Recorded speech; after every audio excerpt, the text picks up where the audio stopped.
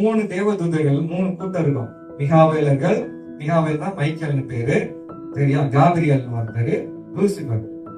இவங்க பிரதான தேவதூதர்கள்.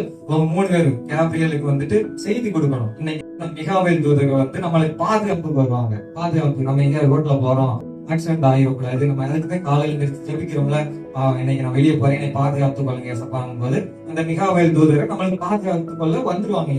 அந்த இடத்துல நம்மளுக்கு பாதுகாப்பு உண்டாகும். இப்ப அந்த லூசிபர் என்னன்னா அவ்வளவு ஒரு பக்கத்துல நிற்பான். இவங்க 2 பேரும் தூரமா நிற்பாங்க. மிகாவேலர்களும் கேப்ரியலும் தூரமா நிற்பாங்க. ஏன்னா அவங்களுக்கு வேற வேலை.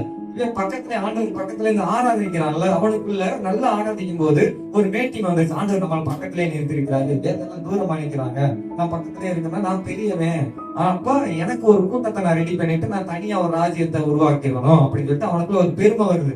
எல்லாரை விட அழகானவன், பயங்கரமா இருக்கு, யாருமே அப்படி கம்பேர் பண்ணவே முடியாது. அவ்வளவு பூரண அழகு. நம்ம இயேசு கிறிஸ்துக்கு அடுத்து அவனதான் அப்படியா சூப்பரா வச்சிருந்தாரு.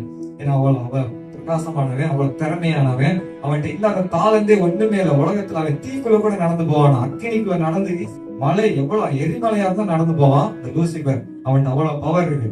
அவனுக்குள்ள அந்த மேட்டிமைன்றது பெருமை, நான் பெரிய ஆளு, என்கிட்ட இவ்வளவு தாளந்து இருக்கு, இவ்வளவு பவர் இருக்கு, அந்த மாதிரி நான் இயேசு கிறிஸ்துக்கு மேல நான் சேரேன், என் சிங்காசனத்தை அவருக்கு மேல உயர்த்துவேன் சொன்னது ஆண்டவருக்கு தெரிஞ்சு அவர் தள்ளி விட்டுறாரு.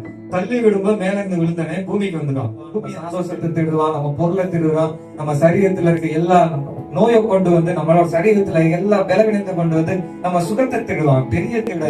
இதனாலதான் நம்ம சேஃப்டியா போய் ஜெபிக்கணுங்கிறது. இப்ப ஜெபம் எதுக்கு தெரியாம நம்ம எவ்வளவு கேள்வி கேட்போம். ஏன் இந்த ஜெபிக்கணும், இரவு ஏன் ஜெபிக்கணும், பகல் ஏன் ஜெபிக்கணும், ஏன் உபவாசம் வைக்கணும், இந்த ஜெபம் இல்லாட்டி ஆண்டவர் செய்ய மாட்டாரா அப்படின்னு நம்ம எவ்வளவு கேள்வி வரும். இந்த ஜெபம் தான் நம்மளை பாதுகாக்கும். ஏன்னா யாராவது ஜெபிக்க மாட்டாங்களா, என் தேசம் அழியுது, இந்த மக்கள் இப்படி பாடுபடுறாங்களே, யாராவது ஒரு ஜெபம் பண்ண மாட்டேங்களான்னு சொல்லிட்டு ஆண்டவர் பரலோகத்துல இருந்து இறங்கி வந்து நம்மளை ஜெபிக்க கேட்கிறாங்க. அப்ப நம்ம ஜெபிக்காம இருந்தா, அசட்டை பண்ணிட்டு இருந்தா, அந்த பரலோகத்தை உண்டாக்குற தேவன் வந்துட்டு நம்ம ஜெபிக்கிறத பாக்குற நிக்கிற அவர் ஜெபம் தேவைப்படுது. ஏன்னா பிசாசு நம்மளை வஞ்சிக்க நிக்கிறான், மக்களை வஞ்சிக்க நிக்கிறான். அப்ப ஆண்டவர் கிரியை செய்யணும்னா அந்த ஜெபம் தேவை. ஜெபம் தடுக்கும். ஒரு வாலிபத்துல கற்பழிக்க போகுதுன்னா நம்ம ஜெபிச்சோம்னா அந்த கற்பழிக்கிறது தடுக்கப்படும். யாரும் கொலை பண்ண போறாங்கன்னா அவங்க கொலைக்கார புத்தி மாறிடும். எத்தனையோ அக்கிரமம் பண்ண போறாங்கன்னா அவன் புத்தி மாறிடும். ஆண்டவர் அந்த இடத்துல கிரியை செய்வார், தடுப்பாரு. இந்த ஜெபத்தை தேவைப்பட்டு தான் ஆண்டவர் இந்த இடத்துல வந்து நிக்கிறாரு.